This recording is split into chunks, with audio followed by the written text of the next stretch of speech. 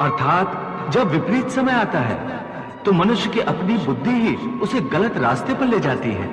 हे मधुसूदन, मनुष्य न तो अपने मन की इच्छा अनुसार कर्म करे, न ही बुद्धि की सलाह माने, तो फिर मनुष्य बेचारा करे तो क्या करे?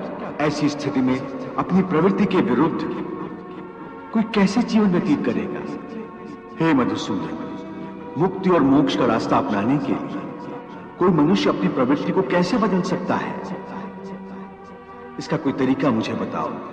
प्रवृत्ति को बदलने से पहले यह जान लेना आवश्यक है कि प्रवृत्ति कैसे बनती है।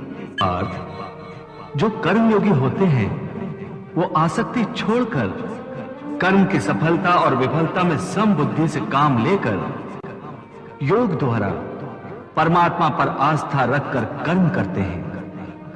इसे ही समत्व योगा कहते हैं। हे पार्थ, ईश्वर को समर्पण करने की भावना से किया हुआ कर्म फल प्राप्ति की कामना से किए हुए कर्म से कई गुना अधिक श्रेष्ठ है। ज्ञानी पुरुष कर्म फल की आशा किए बिना समबुद्धि योग द्वारा कर्म करते हैं और पाप पुण्य आदि भावनाओं से मुक्ति पाते हैं। पार्थ, तुम भी ऐसी भावनाओं से मुक्त हो जाओगे जब तुम समबुद्धि कर्म का आचरण करोगे। योगस्था कुरु कर्माणि संगम त्यक्त्वा धनंजय सिद्धि असिद्ध्यो समो भूत्वा समत्वम योग उच्यते। एक बात ध्यान में रखो, फल की वासना से फल पर ही दृष्टि रखकर कर्म करने वाला सकाम मनुष्य उत्तम कर्म करने पर भी कर्मयोगी नहीं हो सकता।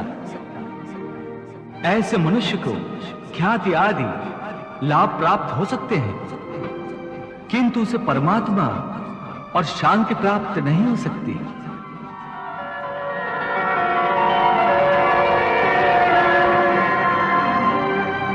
हे केशव, मनुष्य को पाप पुण्य दोनों बंधन कारक है।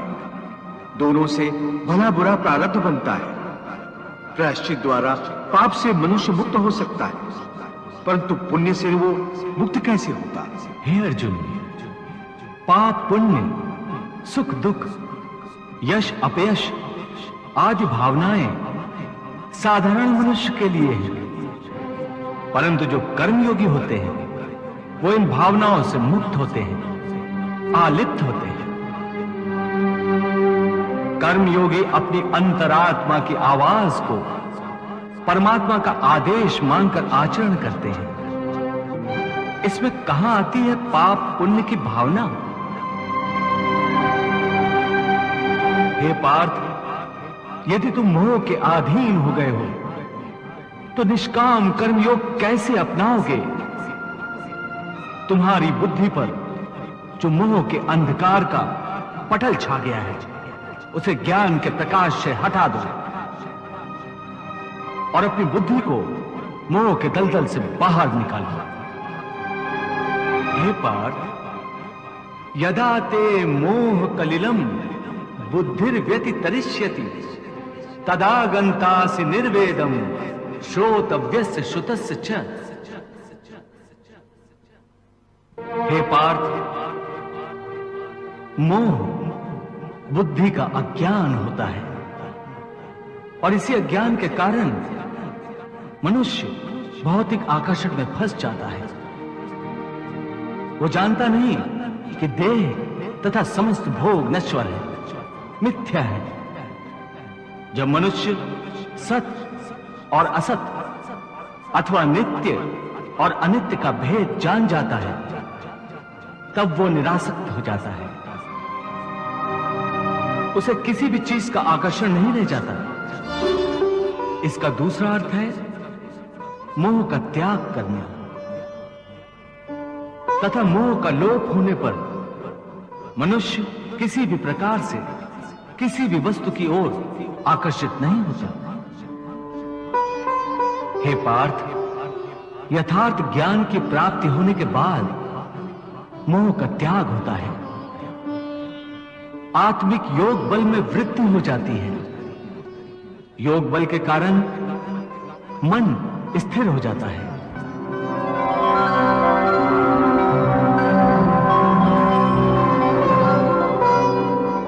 और स्थित प्रज्ञ होने के कारण मनुष्य का परमात्मा के साथ योग हो जाता है।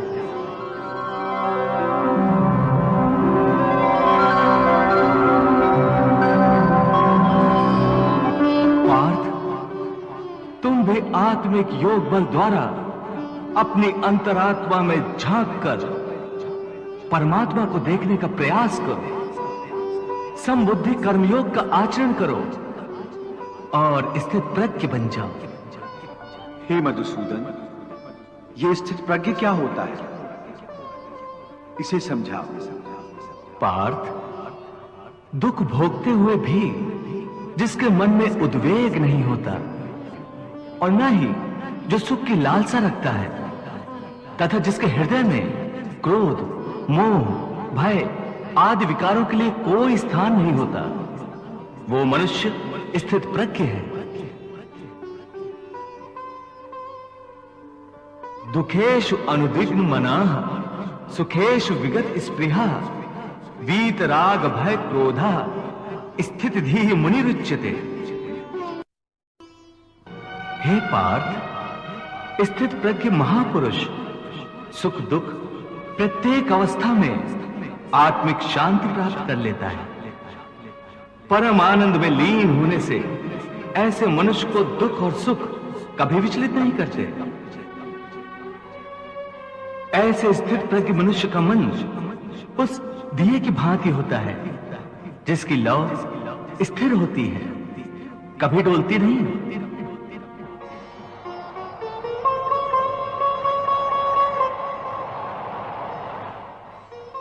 प्रभु, दिए की लौ अधिक समय तक अचल और अडोल तो रहती नहीं, वो हवा के हल्के से झोंके से भी तड़पने लगती है।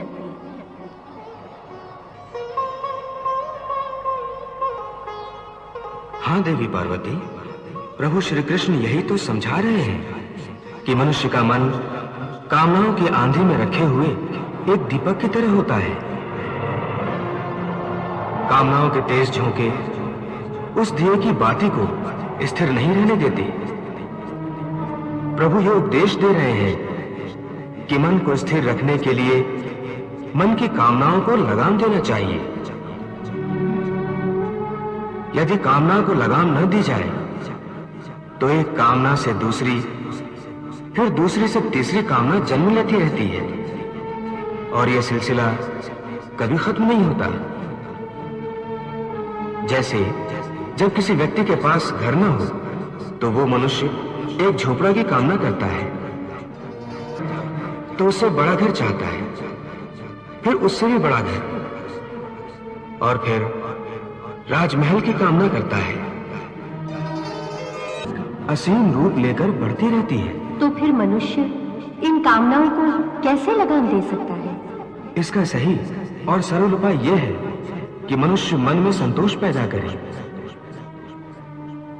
जहां जिस अवस्था में जिस क्षण में उसे संतोष प्राप्त हो जाए, वहीं उसी क्षण में प्राणी सुखी और शांत हो जाएगा।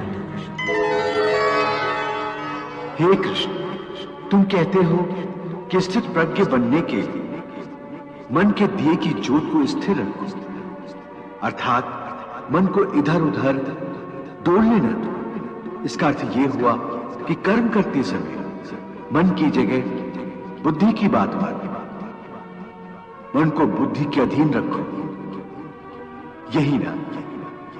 नहीं अर्जुन, केवल बुद्धि पर भरोसा करने में भी खतरा है, इसलिए कि विनाश काल आने पर तो मनुष्य की बुद्धि भी भ्रष्ट हो जाती है। अर्थात जब विपरीत समय आता है तो मनुष्य की अपनी बुद्धि ही उसे गलत रास्ते पर ले जाती है। हे मधुसूदन, मनुष्य न तो अपने मन की इच्छा अनुसार कर्म करे, न ही बुद्धि की सलाह माने, तो फिर मनुष्य बेचारा करे तो क्या करे? ऐसी स्थिति में अपनी प्रवृत्ति के विरुद्ध कोई कैसे जीवन व्यतीत करेगा? हे मधुसूदन, मुक्ति और मोक्ष का रास्ता अपनाने के लिए कोई मनुष्य अपनी प्रवृत्ति को कैसे बदल सकता है? इसका कोई तरीका मुझे बताओ।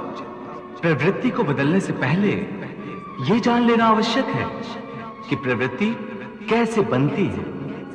हे अर्जुन, मनुष्य जन्म से ही अपने साथ सत्व, रज और तम 3 गुणों को लेकर पैदा होता है।